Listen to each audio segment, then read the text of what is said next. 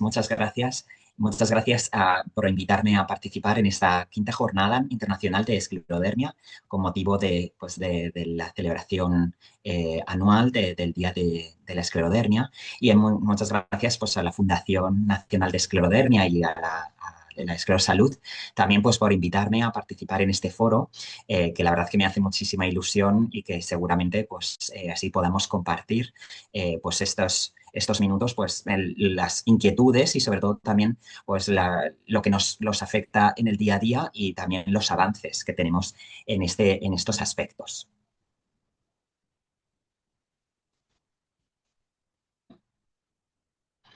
La motivación fundamental es que si la esclerosis sistémica o esclerodermia se trata de una o varias enfermedades. Y además de todo esto, ¿cuál es el enfoque principalmente en las manifestaciones gastrointestinales, como se ha comentado? Estos son mis conflictos de interés. En realidad, pues exacto, lo primero que podemos pensar es si la esclerodermia o esclerosis sistémica se trata de una o varias enfermedades. Es algo que es muy habitual que nos pregunten pues, los pacientes en la consulta diaria y nosotros siempre tenemos que tener en cuenta que no se trata de una única enfermedad, sino probablemente un conjunto de enfermedades con diferentes apellidos. ¿Qué tipo de apellidos tenemos que darle a la esclerosis sistémica? Pues primero es en qué subtipo cutáneo tiene un paciente, una persona, pues no es lo mismo que presente un subtipo cutáneo difusa, que se denomina en aquellas situaciones en las cuales en algún momento de la evolución la induración de la piel, el endurecimiento de la piel viene a ser distal, ¿no? En la parte de manos, antebrazos y sobrepasa los codos o en las piernas es más proximal y recorre hasta los muslos, incluso también en las situaciones en las cuales está afectada tanto el tórax o el abdomen. Otra situación es más frecuente, en el 60% de los casos, son las personas con esclerodermia limitada, donde la induración únicamente va a ser en aquellas zonas que son más allá, más lejos de lo que son los codos y las rodillas, y también se puede afectar la cara. Y habrá un grupo de personas que únicamente tienen esclerodermia sin esclerosis cutánea, es decir, que no tienen nada de ese nombre que le da nombre a todo el grupo, a la induración de la piel. Estos pacientes no tienen nada de la característica propia del nombre que da ¿no? La globalidad a la enfermedad. Por lo tanto, es muy variada, ¿no? Ya en el aspecto clínico. Además, es muy importante saber cuáles son los anticuerpos. Hay muy diversos anticuerpos, anticuerpos específicos, como pueden, ¿no? Los más frecuentes son los anticuerpos anticentrómero, antitopoisomerasa 1, antihernia polimerasa 3, pero hay muchos más. Se han descrito hasta más de 13 anticuerpos específicos de la esclerodermia. Y cada uno de ellos se caracteriza por presentar o por presentar más frecuentemente unas características. Por lo tanto, también es importante saber qué tipo de anticuerpo tiene una persona. De la misma manera, es muy importante saber en qué momento de la enfermedad nos encontramos. Si estamos al inicio de ser diagnosticada, ¿no? A años más posteriores, o si en situaciones de que la enfermedad ha sido diagnosticada o ha empezado hace muchos años, ¿vale? Por lo tanto, lo que nosotros podemos pensar que puede ocurrir en un momento o en otro, pues es diferente. Y también será importante saber en un momento concreto, o sobre todo desde el inicio, pero en su globalidad, esa esclerodermia, ¿a dónde nos está afectando? Sabemos que puede afectar a diversos órganos, pero no en todos los pacientes se afecta por igual. Hay unos pacientes que tienen afectación pulmonar de una manera, en forma de fibrosis pulmonar, en forma de hipertensión pulmonar, a nivel cutáneo, de una manera, de otra. Hay pacientes que tienen úlceras a nivel de los dedos. Hay otros que tienen afectación a nivel del corazón, a nivel de las articulaciones, incluso a nivel de los riñones, de la función de los riñones. Por lo tanto, podemos decir que una enfermedad o la esclerodermia es el nombre global, pero si tenemos que tener en cuenta, en un paciente concreto va a tener como mínimo esos cuatro apellidos, ¿no?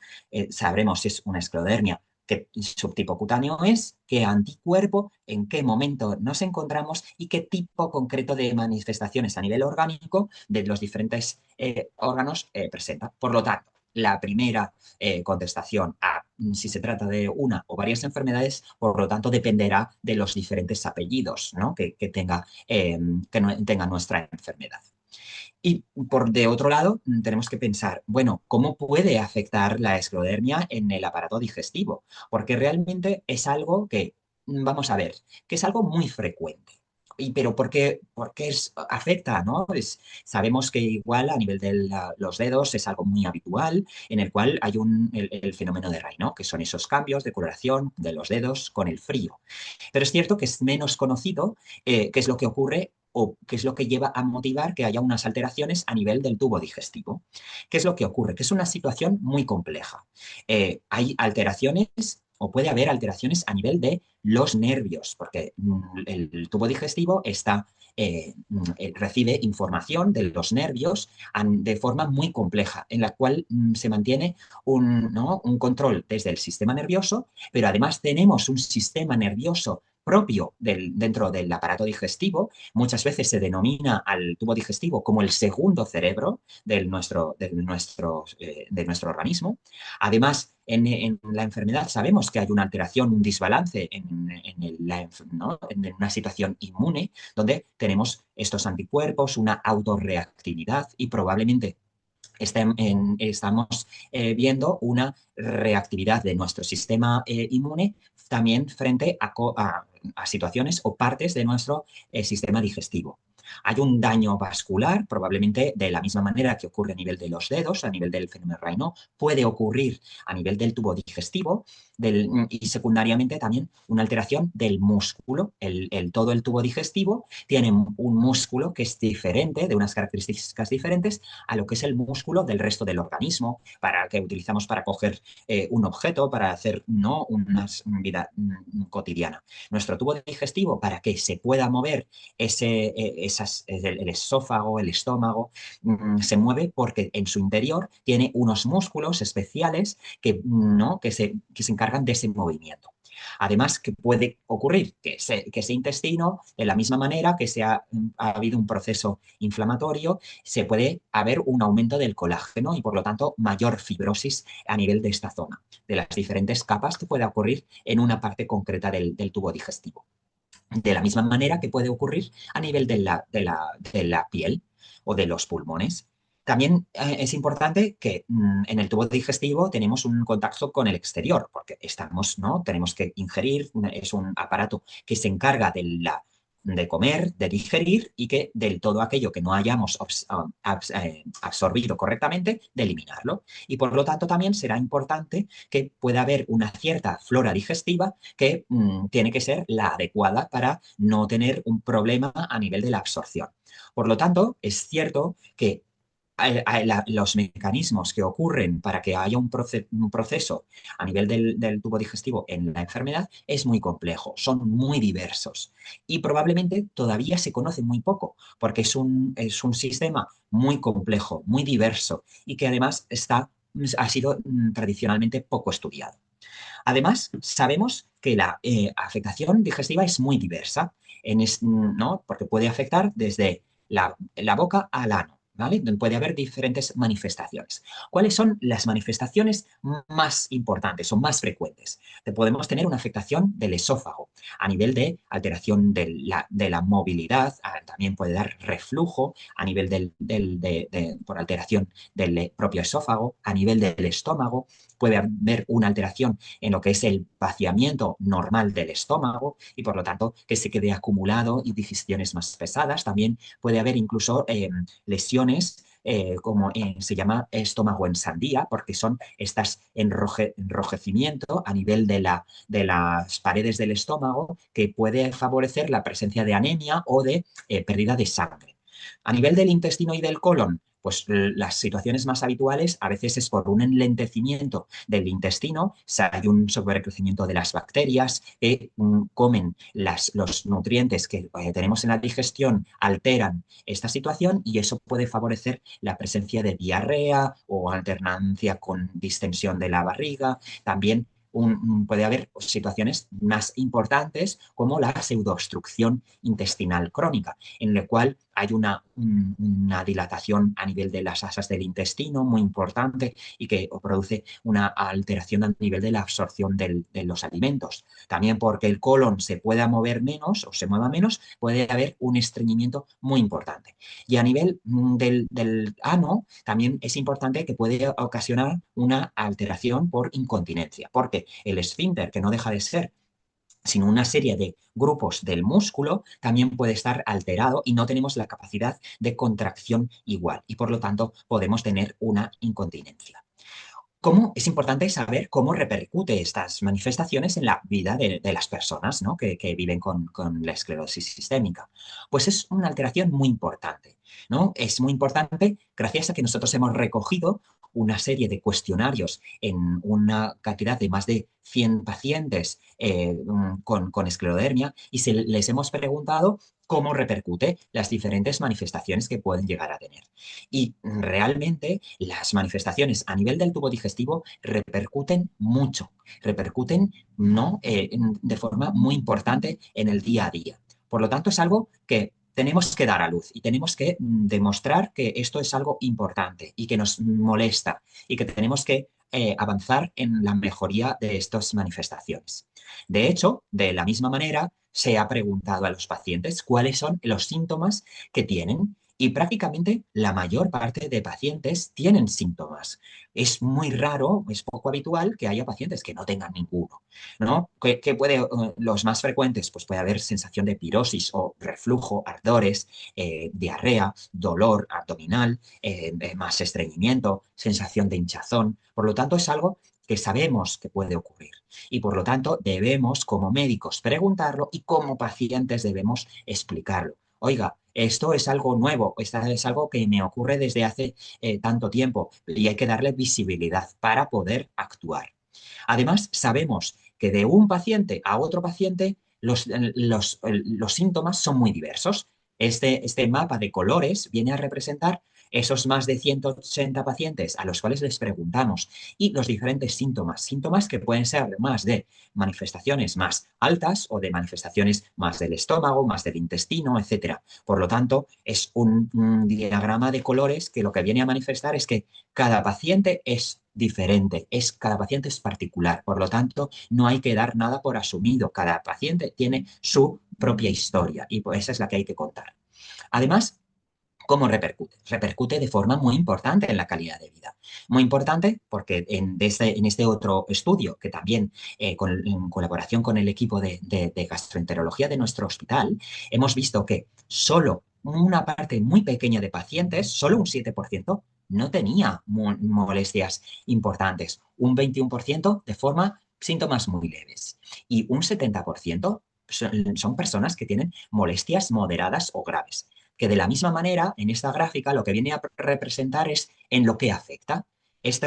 ¿No? Estas personas que tienen manifestaciones moderadas o graves tienen alteración a nivel de su funcionalidad, ¿no? Con estos cuestionarios en los cuales cómo afecta en su limitación de vida diaria, en cómo sienten el dolor, en cómo sienten su calidad de salud, en su modo de socializarse, de las relaciones emocionales que tienen y vemos que tener una mayor alteración a nivel de la sintomatología del tubo digestivo se correlaciona con de sentirse, tener una calidad de vida peor. Por lo tanto, es importante.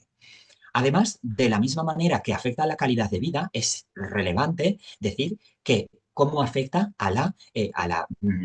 ¿no? a la supervivencia. Muchos pacientes pueden preguntar, y es algo natural, ¿esto que me afecta? ¿Esto me va a suponer, esto es muy importante como para poder tener un desenlace fatal? Pues lo que nos dicen los diferentes estudios es que no es frecuente, porque siempre ¿no? se ha dicho y es muy conocido que las alteraciones pulmonares, la fibrosis del pulmón, la hipertensión, etcétera, son las primeras causas de mortalidad en la enfermedad. Pero y sigue, digámoslo así, en quinta, séptima posición sería la alteración digestiva. Pero bueno, es algo que tenemos que tener en cuenta. Es muy frecuente, pero de la misma manera es poco, explica poca mortalidad en forma global a nivel de la enfermedad, como estos estudios más antiguos ¿no? Publicados en los cuales la mortalidad a unos 10 años supone ¿no? Una situación de alteración digestiva grave únicamente está presente en un 8% de las personas, pero supone en este grupo de pacientes una gran mortalidad a largo tiempo, ¿no? Por lo tanto, es algo que, aunque es muy frecuente, nos afecta mucho la calidad de vida, cuando que sea muy grave, esta situación es menos habitual y también explica un grado de mortalidad a largo plazo.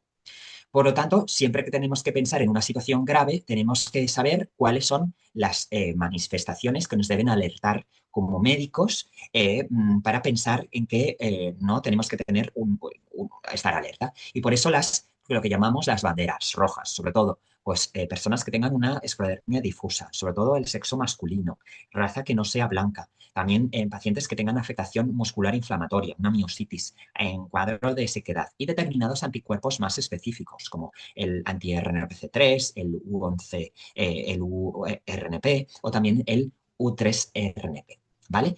Pues de la misma manera, sabemos que hay pacientes que tenemos una enfermedad digestiva más estable, sabemos que hay unos factores, por ejemplo, el tener una cutánea limitada, tener anticuerpos anticentrómero o antitopoisomerasa, sabemos que vamos a tener más tranquilidad porque el tema digestivo va a estar más estable. Además, tenemos que tener en cuenta cuáles son las principales manifestaciones, cómo las debemos estudiar como médicos y cuál va a ser su tratamiento, ¿no? Porque hemos dicho que es muy diverso. Por lo tanto, comenzaremos con la afectación oral y de orofaringe, es decir, a nivel de la boca y de la faringe, ¿cómo se puede afectar? Pues es relativamente frecuente y especialmente, primero, podemos tener una boca pequeña. Eso nos puede dificultar a la hora de abrir, de hacer la higiene, de ir ¿no? Incluso ir al dentista. También es más frecuente la sequedad de boca, tener una enfermedad de periodontal a nivel de mayor número de caries y también tener más disfagia, problemas a la hora de tragar.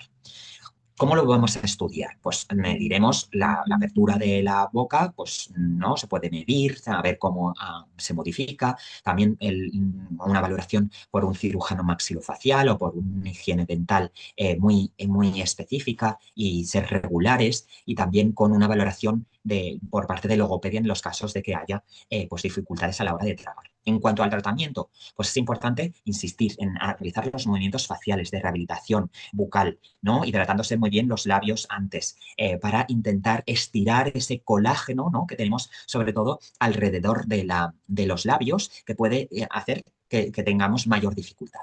Importante hidratarse muy bien, hidratarse mucho con agua, hacer una buena higiene dental. Hay determinados productos específicos para boca seca, para que no sea tan irritante. Y además, pues si tenemos un problema de disfagia a la hora de tragar, pues utilizaremos alimentos pues, que sean más blandos o que sean triturados.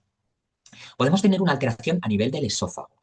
El esófago es la zona del tubo digestivo que más frecuentemente se afecta, especialmente en torno al 90% de las personas. ¿Qué es lo que ocurre? Esto, como tenemos una alteración a nivel del esófago y la unión entre el esófago y el estómago no cierra correctamente, pasará el ácido del estómago al esófago y lo que se ocasionará es sensación de reflujo, de regurgitación, es decir, podemos sacar directamente la comida, de sensación de faringitis porque ese ácido ha irritado las cuerdas vocales, nos ocasiona afonía, podemos tener dificultades a la hora de tragar, ¿no? O disfagia, también llamada. ¿Cómo lo vamos a estudiar? Pues si tenemos dificultad a la hora de tragar, pues tendremos que realizar una esofagogastroscopia para ver cómo se mueve ese esófago y si tenemos reflujo, pues realizaremos una manometría. Incluso también otras pruebas es realizar un tránsito varitado.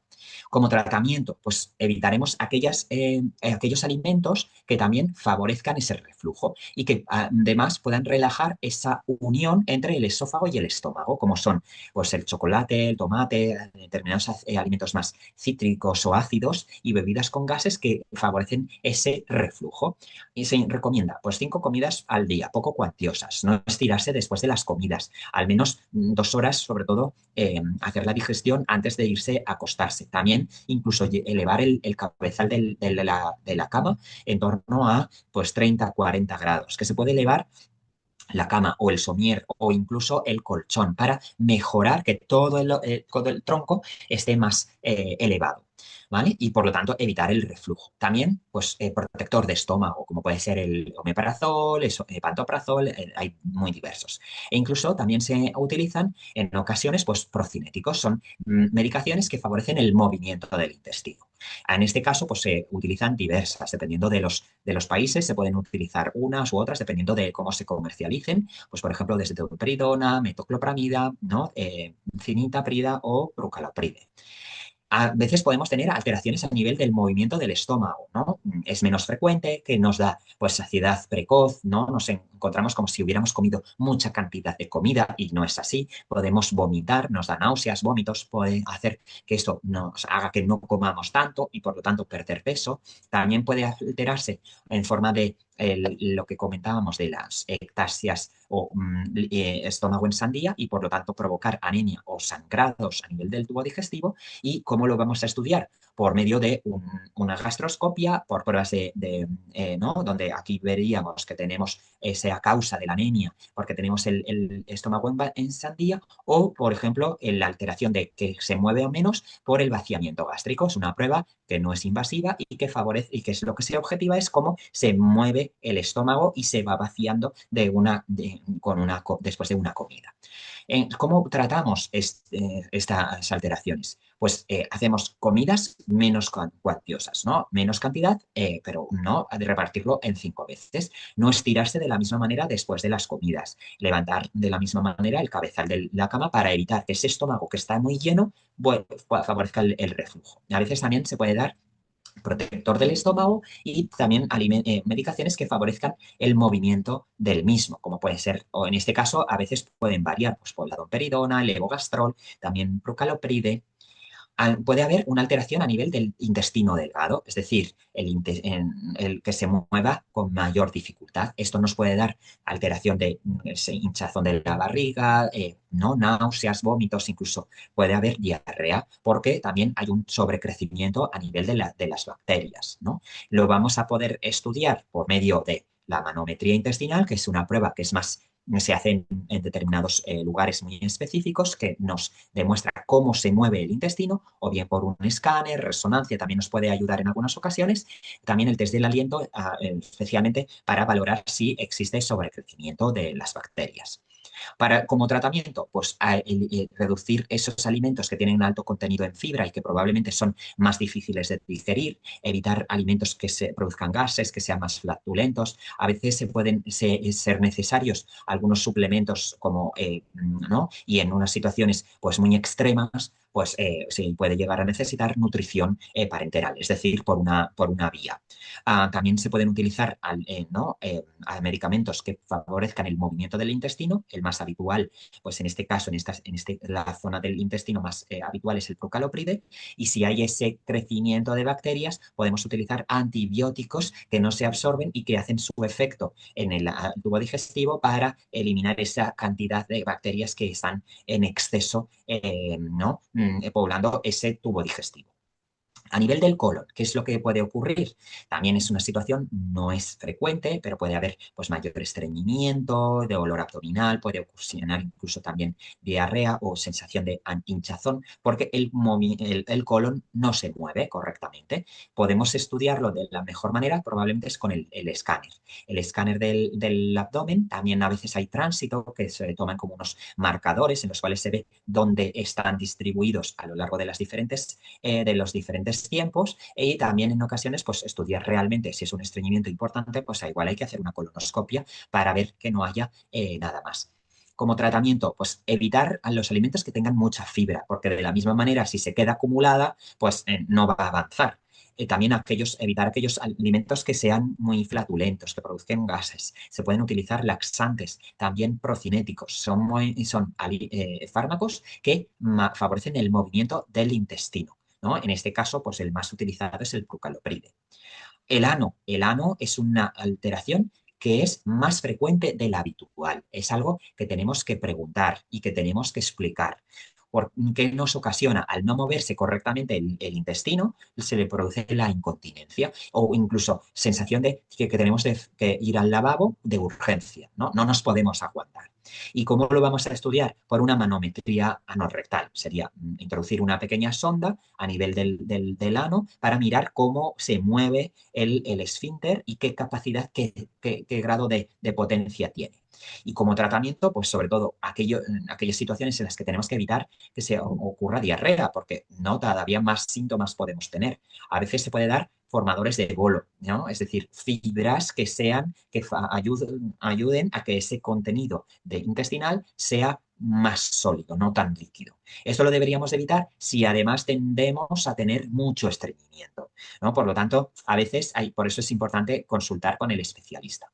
Se puede hacer rehabilitación a nivel del esfínter, ¿no? Hay programas de biofeedback que ayudan a favorecer potenciar esa musculatura. Hacer ejercicios de rehabilitación de la musculatura del periné. La musculatura del periné es toda la musculatura que tenemos en la parte inferior, ¿no? Y que rodea al ano y que ¿no? Mejora sin duda esa capacidad y esa continencia. Incluso en otras situaciones se pueden hacer ejercicios de electroestimulación. Pero también es importante, ¿no? Ver que hemos avanzado, cuáles son los avances.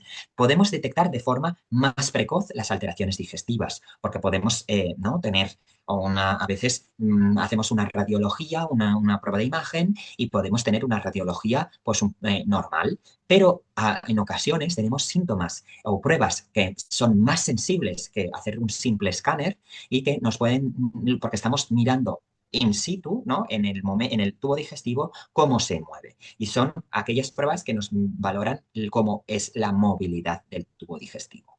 Y en este sentido, cada vez ¿no? se ha puesto a punto, y especialmente desde nuestro centro, realiza lo que es una manometría de alta resolución a nivel del intestino delgado, que es mucho mejor, que es la imagen de arriba, que es mucho mejor que la que se utilizaba anteriormente. Nos permite ver cuál es el patrón del movimiento del tubo digestivo de una forma mucho más sensible. Nos da diferentes patrones que llamamos, ¿no? Pues, ¿no? Pacientes que es una situación totalmente normal o que podemos percibir manifestaciones y alteraciones muy precoces para actuar de forma más rápida.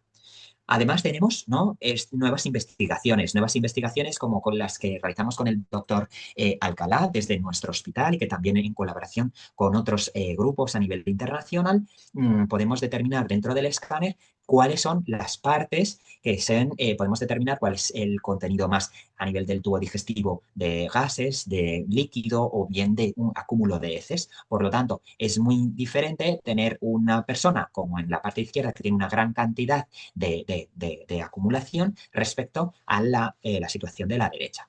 Y de esta misma manera, ¿no? Avanzamos en cómo considerar que un paciente que se ha sometido a una prueba que es más ¿no? invasiva, como puede ser la manometría del intestinal, y lo comparamos con el escáner. Y todas estas medidas en las cuales podamos avanzar y podamos ver con pruebas que cada vez sean menos invasivas y que se puedan tolerar mejor, pues son muy importantes. De esta manera vemos que hay pacientes que tienen alteraciones a nivel del tubo digestivo, de la movilidad, que eso tiene una relación total con los hallazgos que vemos a nivel de los colores que vemos a nivel del escáner.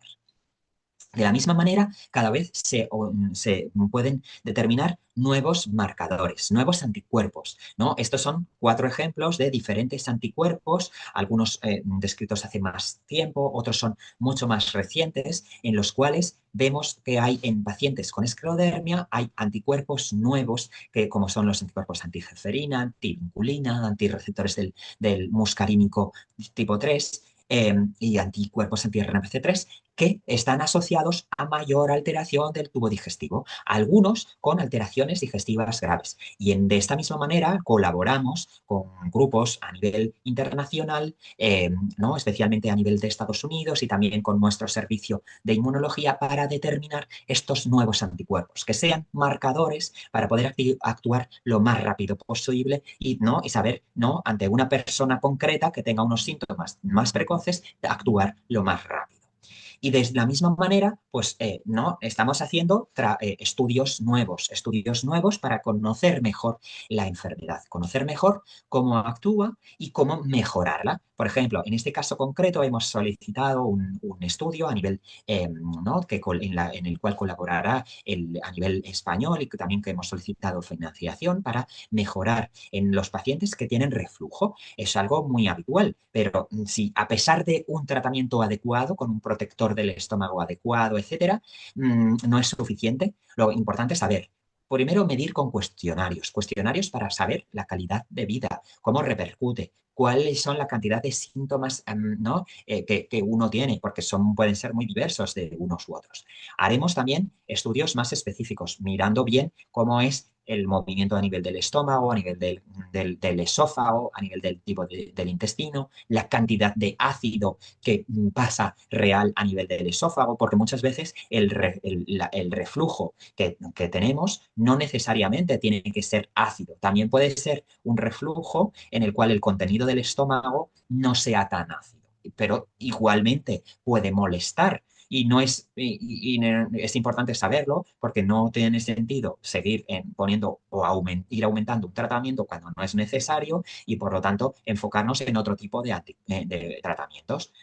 También es importante en estas situaciones saber si hay determinados biomarcadores y estudiaremos nuevos anticuerpos para saber si se relacionan con estas alteraciones. Y por último, saber si podemos utilizar nuevos medicamentos que favorezcan el control de los síntomas y mejoren el funcionamiento de la movilidad del tubo digestivo. Y este trabajo pues lo hacemos conjuntamente con el servicio de digestivo de nuestro hospital, con el doctor Alcalá. Entonces, sobre todo antes de terminar, pues les quería proponer una encuesta que creo que es muy importante, porque nosotros hemos realizado este estudio a nivel de pacientes en España, en una situación muy concreta. Y sobre todo les pediría que tenemos que dar visibilidad a esta situación y, por lo tanto, explicar en qué nos afecta, en qué nos afecta. Y les propongo participar en este cuestionario que es, con el QR se puede acceder fácilmente, en el cual es un cuestionario que duran nada, 5 o 10 minutos, poderlos hacer y poder explicar en la medida en cómo afecta la enfermedad a sus problemas digestivos y a su calidad de vida. Y es muy importante y tenemos que dar visibilidad a esta situación. Como conclusiones, pues sabemos que la afectación del tubo digestivo es muy frecuente, por lo tanto lo tenemos que explicar. Nosotros como médicos lo debemos de preguntar y debemos de saber nuestra paciente concreto qué tipo de alteración tiene. Y porque sabemos que es muy frecuente. Pero puede afectar de forma muy diversa a un paciente mucho, a otro poco, a un paciente en una zona del tubo digestivo, en otra en otro. Y sabemos que por eso es muy variable. Incluso hay pacientes que pueden ser de forma totalmente asintomática y dar síntomas solo ya cuando sea una situación muy tardía. Además, por lo tanto, es muy importante tanto preguntar como explicar. Y es muy importante especialmente en la incontinencia fecal, porque es habitual y explicar que realmente eso nos está ocurriendo y que realmente tenemos herramientas para mejorar y que no nos lleve el pudor, porque realmente nosotros lo que queremos es mejorar ¿no? la calidad de vida y tenemos que mejorar en la situación del día a día. Esa nos puede ocurrir a cualquiera, porque no ninguno de los subtipos a nivel de la piel está libre de presentarlo. Por lo tanto, es importante explicar. Y deberemos nosotros como médicos ir a investigarlo dependiendo de qué síntomas y qué clínica cada paciente tenga y actuar ahí. El tratamiento, pues ya veremos, tendremos que tratar esos síntomas, cómo mejorar la funcional, el movimiento del intestino o tratamientos más avanzados. Como otras pruebas, pues saber que hay pruebas nuevas. Hay pruebas que son más invasivas, menos invasivas, que además es importante correlacionarlo todo con anticuerpos, con cuestionarios que nos van a dar una solidez a la hora de recoger esos síntomas. Y lógicamente es importante avanzar y hacer nuevos estudios que den visibilidad, que valoren de forma objetiva qué está ocurriendo a nivel del tubo digestivo, que cuantifiquen esos síntomas y recojan pues, nuevos avances para poder utilizar nuevos tratamientos. Y porque es algo muy frecuente y tenemos que avanzar en esta situación. Y nada más, solo darle muchísimas gracias de nuevo pues por permitir contar conmigo. Aquí tienen igualmente la encuesta en la cual pueden colaborar, se lo agradeceríamos muchísimo y también el link para que puedan, para que también puedan acceder. Muchísimas gracias por todo.